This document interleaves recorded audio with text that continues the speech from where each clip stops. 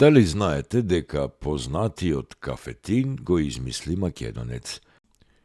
Кафетинот е всушност смеса од 4 различни лекови со различни својства, а за прв пат ја искомбинирал гевгеличанецот Ангел Симов во 1957 година.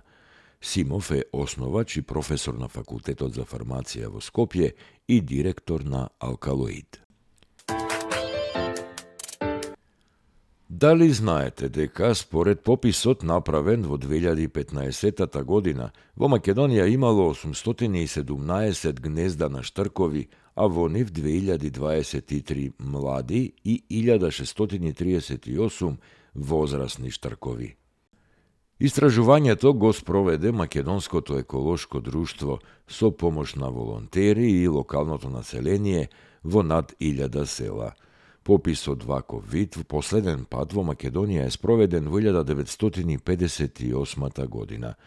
Тогаш имало вкупно 1132 активни гнезда, 315 повеќе отколку во 2015-та. Во нив имало над 3500 млади штркови, што е за 1500 пати повеќе од бројот на штркови во 2015-та.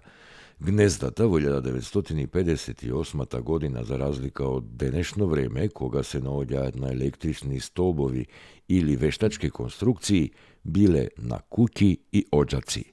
Штрковите во Македонија се сметаат за богатство. Тие се чест символ во многу преданија, легенди и приказни.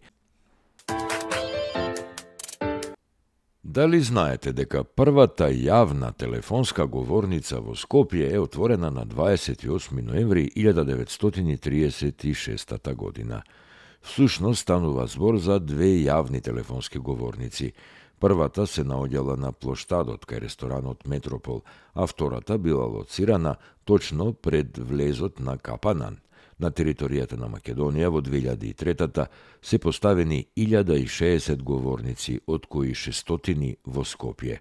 Во 2012-та во Скопје обстојале само 200 говорници, од кои функционални само половината. За нивно користење биле потребни еврочип картички со вредност од 150, 250 и 500 денари, кои се купуваа во продавници и трафики.